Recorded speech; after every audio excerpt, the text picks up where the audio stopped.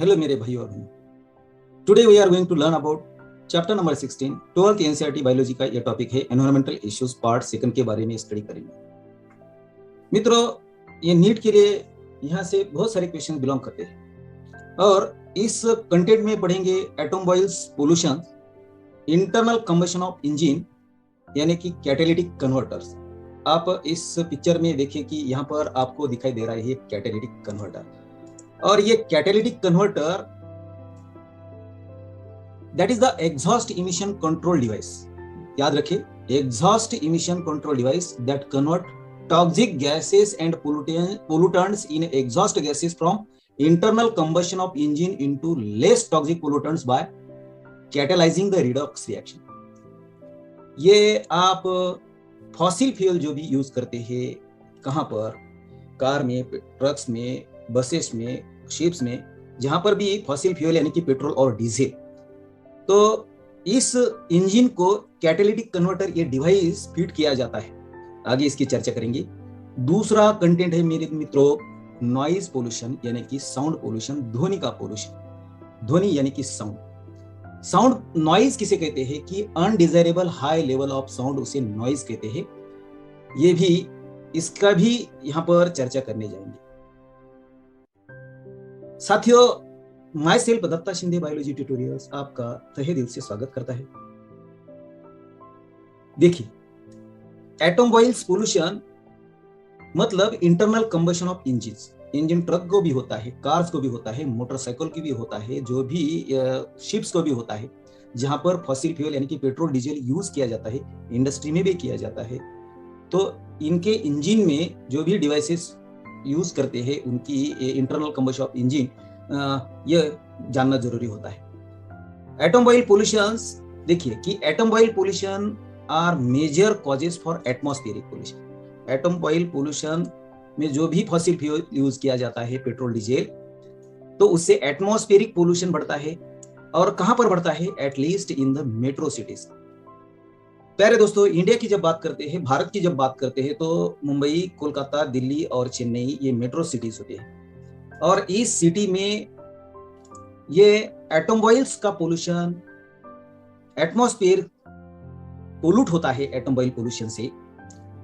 ऐसा नहीं है कि आप जानते हैं कि as the number of vehicles, जितने भी वाहने होते हैं, व्हीकल्स होते हैं, ये सभी व्हीकल्स में पेट्रोल और डीजल यूज किया जाता है और ये इंक्रीजेस ऑन द स्ट्रीट। ये पूरे रोड पर आपको व्हीकल्स दिखाई देते हैं बहुत मात्रा में। और इससे क्या होता है कि this problem is now shifting to the other cities. Metropolitan cities में pollution, air pollution, automobile pollution होता ही होता है, और दूसरे छोटे बड़े शहरों में भी ये पोल्यूशन की मात्रा बढ़ रही है उस शहर की हवा में। आगे क्या लिखा है? प्रॉपर मेंटेनेंस ऑफ ऑटोमोबाइल्स, यानी कि जो भी आपकी कारें होती है, बसेस होते हैं, ट्रक्स होते हैं, मोटरसाइकिल्स होते हैं, तो उनका प्रॉपर मेंटेनेंस का होना जरूरी होता है। कैसे ये जरूरी होता है? दो आपके लिए अल्टरनेटिव है भैया। नंबर 1 का अल्टरनेटिव है कि यदि ऑटोमोबाइल्स पोल्यूशन कम करना है तो आपको यूज करना पड़ेगा लेड फ्री पेट्रोल यानी कि अनलीडेड पेट्रोल। आप पेट्रोल भरने के लिए तुम्हारी मोटरसाइकिल में, स्कूटी में या तुम्हारी व्हीकल में जब जाते हैं पेट्रोल पंप पर, तो आपको वहां पर अनलीडेड पेट्रोल मिलता है और लीडेड भी पेट्रोल मिलता है। डीजल भी अनलीडेड होता है, लीडेड भी होता है। अनलीडेड पेट्रोल और डीजल क्या करता है? रिड्यूस करता है पोल्यूटेंट्स दे इमिट। यानी कि पेट्रोल और डीजल यदि अनलीडेड होता है तो अनलीडेड पेट्रोल में क्या होता है कि अनलीडेड पेट्रोल ये ज्यादा एयर पोल्यूशन करता है, लेकिन लीडेड पेट्रोल और डीजल, लीड फ्री पेट्रोल, ये कम पोल्यूशन करता है एयर का। दूसरा, एक मेंटेनेंस प्रॉपर की बात की है ऑटोमोबाइल की, तो ये है दूसरा कैटालिटिक कन्वर्टर्स। प्यारे दोस्तों, कैटालिटिक कन्वर्टर, यहां पर देखिए आपको इस अनलीडेड पेट्रोल की बात की है, पेट्रोल पंप की, पेट्रोल अनलीडेड आप भरते हैं। ऑटोमोबाइल यानी कि कार, ट्रक्स और जीप्स और कई शिप्स भी होते हैं। और इस कैटालिटिक कन्वर्टर की जब बात करते हैं तो ये कैटालिटिक कन्वर्टर आपको इस पिक्चर में आपको दिखाई दे रहा है। This catalytic converter expensive metal से बनता है। और कौन से मेटल पाए जाते हैं कैटालिटिक कन्वर्टर में? प्लैटिनम, ये भी एक्सपेंसिव है। पैलाडियम ये भी एक्सपेंसिव है, रोडियम ये भी एक्सपेंसिव। ये सभी कैटेलिस्ट से, और ये catalyst are fitted into automobiles. किस लिए? For reducing the emission of poisonous gas. यदि आप ये लीडेड पेट्रोल या डीजल आप आपकी कार में या ट्रक्स में या जीप में या कोई दूसरे वाहनों में आप भरते हैं तो वहां से पॉइजनस गैस होता है। मित्रों, लेडेड फी पेट्रोल और उसे अनलेडेड पेट्रोल कहते हैं, उनमें लेड की मात्रा कम होती है। मित्रों, लीडेड फी पेट्रोल और लीडेड पेट्रोल में क्या अंतर है? तो डिक्रीज, ये लीडेड पेट्रोल जो भी डीजल होते हैं डिक्रीज करते हैं growth and reproduction in plants और एनिमल, और कई न्यूरोलॉजिकल इफेक्ट्स वर्टिब्रेट्स में पाए जाते हैं। तो इसलिए आपको लेड फ्री पेट्रोल यानी कि अनलीडेड पेट्रोल यूज करना पड़ेगा, डीजल यूज करना पड़ेगा। प्यारे दोस्तों, लीडेड पेट्रोल में ज्यादा पोल्यूटेंट्स पाए जाते हैं अनलीडेड की तुलना में। अनलीडेड में कम होते हैं, लीडेड में ज्यादा होते हैं।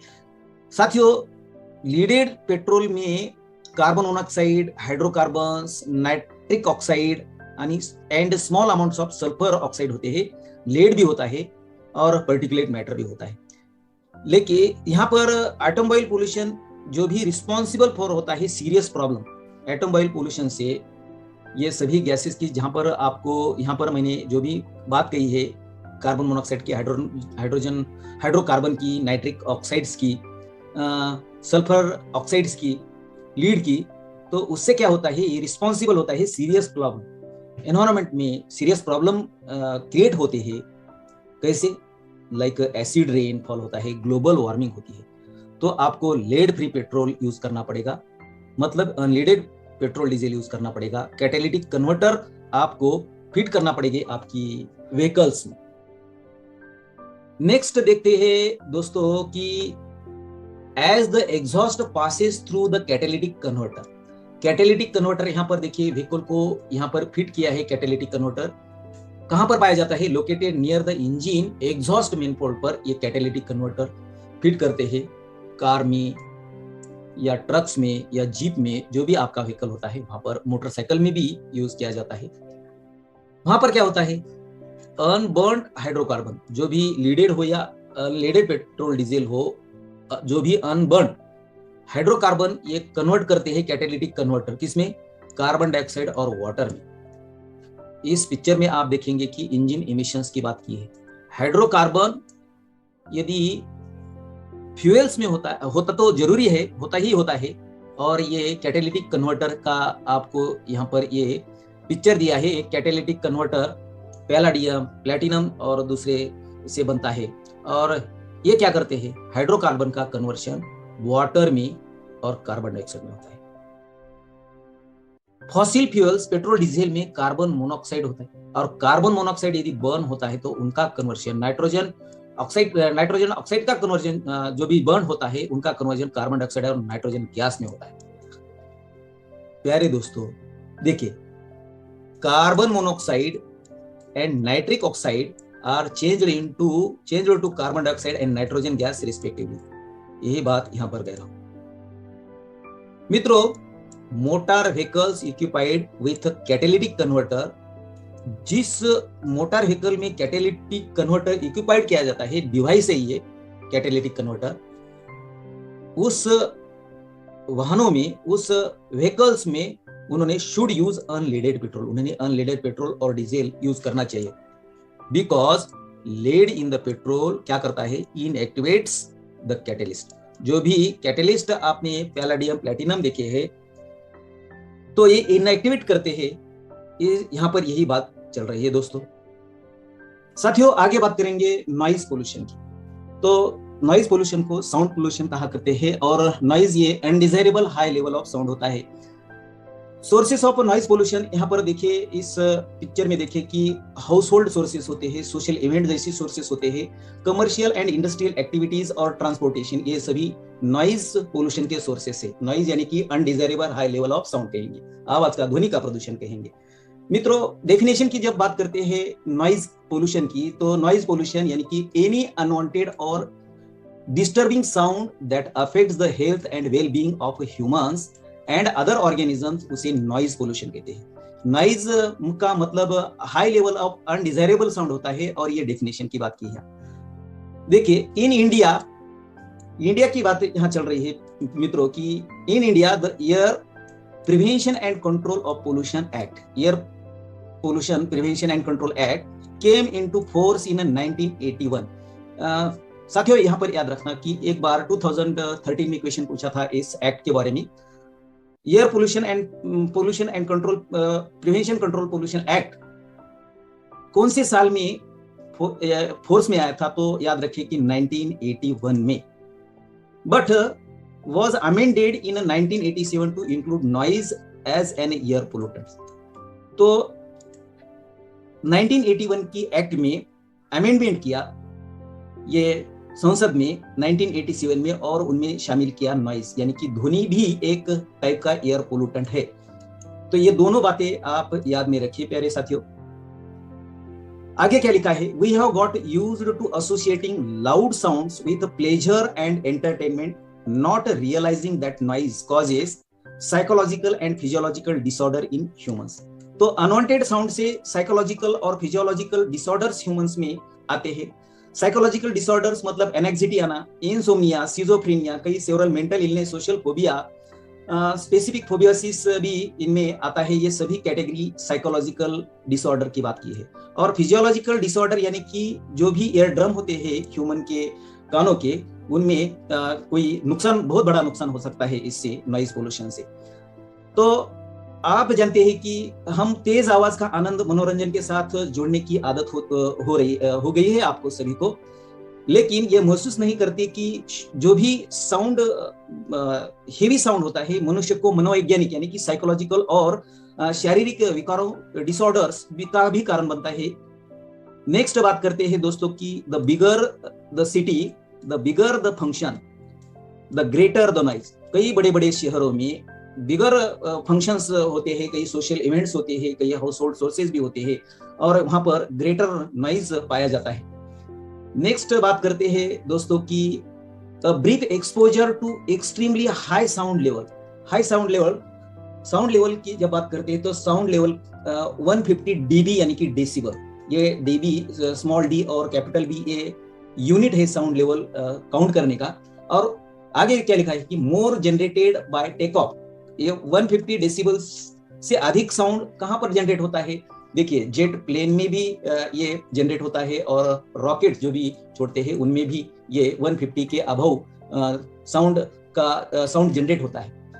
और ये कॉज करता है, ये जेट प्लेन और रॉकेट का जो भी हाई साउंड लेवल होती है तो ये डैमेज करती है ईयर ड्रम्स। यहाँ पर देखिए कि ईयर ड्रम रप्चर्ड भी हो जाते हैं, टूट जाते हैं।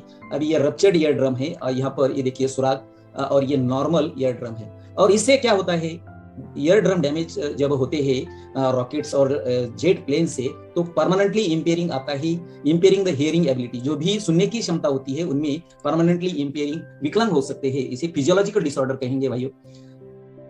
आगे क्या लिखा है, even chronic exposure to relatively lower noise. ये लाइन वेरी इंपॉर्टेंट है प्यारे दोस्तों कि यदि even chronic exposure to relatively lower noise level of cities, शहरों में लोअर नॉइज की लेवल शहरों में आपको सुनने आती है, और ये permanently damage hearing abilities of human, ये भी परमानेंटली डैमेज हो सकता है। देखिए कि यहाँ पर एडिशनल बात की है प्यारे दोस्तों की the intensity of sound in normal conversation is 30 to 60 decibel. यहाँ पर भी एक क्वेश्चन पूछ सकते हैं। इसके पहले एक बार आया था, एनसीईआरटी का पार्ट नहीं, लेकिन आपको एडिशनल इंफॉर्मेशन होनी चाहिए कि यहाँ तक कि शहरों की अपेक्षा, इस लाइन पर देखिए, even chronic exposure to relatively lower noise level of cities में permanently damage hearing ability of humans. कि शहरों की अपेक्षाकृत कम शोर स्तर के लंबे समय तक आप संपर्क में रहेंगे, रहने से भी मनुष्य को सुनने की क्षमता स्थायी रूप से खराब हो सकती है। यही लाइन ये कह रही है। और ये शहरों में जो भी वाहनों का आवाज कंटिन्यूअस होता है, उससे परमानेंटली हियरिंग एबिलिटी ह्यूमंस की क्या होती है, इंपेयर्ड हो जाती है। नेक्स्ट बात करते हैं साथियों कि मेरे प्यारे दोस्तों, noise also causes dangerous effects on human.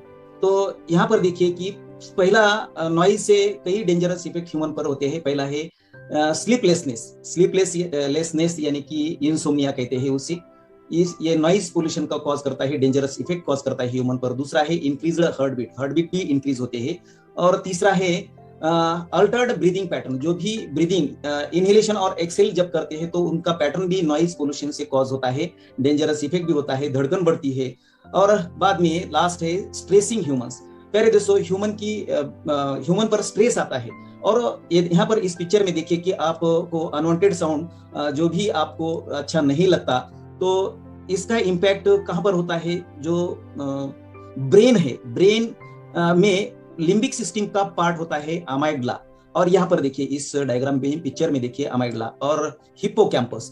तो हिप्पोकैम्पस के नीचे अमाइगडला ये पार्ट है और ये लिम्बिक सिस्टम का पार्ट है। और यह अमाइगडला इंपॉर्टेंट रोल प्ले करता है इमोशनल बिहेवियर। यहाँ पर स्ट्रेस आता है तो स्ट्रेसिंग इन ह्यूमंस, ये इंपॉर्टेंट बात यहाँ पर होती है। आप एक दूसरे अमाइगडला के और हिप्पोकैम्पस के बारे में भी पढ़ेंगे एक स्पेशल टॉपिक में, कंट्रोल और कोऑर्डिनेशन में।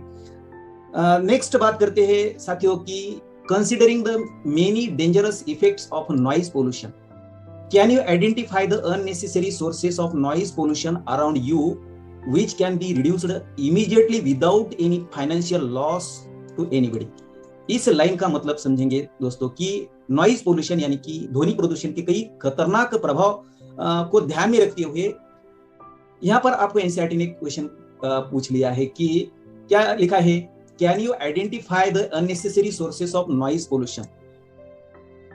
क्या आप अपने आसपास ध्वनि प्रदूषण यानी कि नॉइज पोल्यूशन के अनावश्यक स्रोतों यानी कि सोर्सेस, जो भी अनावश्यक सोर्सेस होते हैं उनकी पहचान कर सकते हैं, around which can you reduced immediately without any financial loss to anybody, जिन्हें बिना किसी आर्थिक नुकसान या वित्तीय नुकसान के तुरंत कम किया जा सकता है। जी हाँ, बिल्कुल कम किया जा सकता है। ऐसे कौन से सोर्सेस है कि आप उसकी चर्चा यहाँ पर करेंगे। यहाँ पर देखिए कि अननेसेसरी यूसेज ऑफ हॉर्न्स, तो जो भी हॉकिंग होती है हॉर्न से, तो अननेसेसरी यूज नहीं करेंगे, ये पहला सोर्स है। दूसरा है फायरवर्क्स, यानी कि जो भी दिवाली में आप क्रैकर्स का यूज करते हैं तो ये भी कम कर सकते हैं विदाउट फाइनेंशियल लॉस। और तीसरा है इम्प्रूवमेंट इन अ साइलेंसर, जो भी साइलेंसर ये डिवाइस यूज किया जाता है बड़े बड़े वाहनों में, ट्रक में, कारों में, तो इनमें भी इंप्रूवमेंट करेंगे।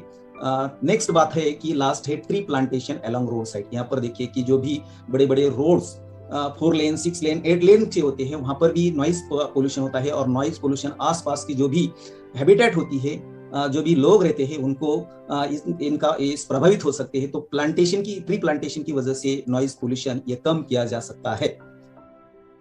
नेक्स्ट देखेंगे दोस्तों की reduction of noise in our industry. जो भी बड़े बड़े इंडस्ट्रीज होते हैं वहां पर भी कई मशीनों का आवाज आता है, वहां पर भी नॉइज का रिड्यूस कर सकते हैं।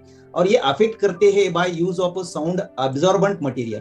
प्यारे दोस्तों, ये नॉइज का इंडस्ट्री में जो भी मशीनों द्वारा आता है, वहां पर उस इंडस्ट्री में साउंड एब्जॉर्बेंट मटेरियल यूज किया जाता है। और दूसरा है मफलिंग ऑफ नॉइज, नॉइज की मफलिंग भी की जाती है। साउंड एब्जॉर्बेंट मटेरियल कौन से यूज करते हैं? कई आप थिएटर में की बात करेंगे, कई इंडस्ट्री की बात करेंगे, सिनेमा थिएटर की बात करेंगे। साउंड प्रूफ फोम पैनल लगा दिए जाते हैं वॉल्स को, दीवारों को, ब्लैंकेट्स, साउंड एब्जॉर्बिंग कर्टन्स भी आप देखते हैं, सॉफ्ट फर्नीचर, प्लाईवुड भी देखते हैं, पार्टिकल बोर्ड से भी ये साउंड एब्जॉर्बेंट मटेरियल होते हैं ये। और मफलिंग ऑफ साउंड यानी कि उनको ये साउंड को कवर किया जाता है कई दूसरे इंस्ट्रूमेंट से, तो उसे मफलिंग नॉइज कहेंगे। और आगे क्या लिखा है कि stringent following the laws laid down in relation to noise. ये नॉइज के बारे में कई लॉज बनाए हैं गवर्नमेंट ऑफ इंडिया ने, तो ये लॉज सख्त और कड़े हैं और इनकी इम्प्लीमेंटेशन होनी चाहिए। कैसे? तो डिलिमिटेशंस ऑफ हॉर्न फ्री जोन्स, यानी कि सीमांकन होना चाहिए हॉर्न फ्री जोन्स। कहां पर? अराउंड हॉस्पिटल्स के आसपास हॉर्न फ्री जोन होते हैं। अभी स्कूल के आसपास भी हॉर्न फ्री जोन्स होते हैं, कॉलेजेस के आसपास भी हॉर्न फ्री जोन्स होते हैं। आप कई रास्तों पर जब hospital road along road side होता है तो वहां पर नो हॉकिंग ऐसा बोर्ड, यहाँ पर देखिए ऐसे साइन बोर्ड्स लगाते हैं। स्कूल के पास भी लगाते हैं नो हॉकिंग ऐसे बोर्ड्स। और permissible sound level of crackers, जो भी दिवाली के वक्त कई समारोह में, शादियों में जो भी क्रैकर्स यूज किए जाते हैं मनोरंजन के लिए, तो साउंड लेवल क्रैकर्स की भी परमिसिबल होनी चाहिए और लाउड स्पीकर की भी साउंड लेवल परमिसिबल होना चाहिए।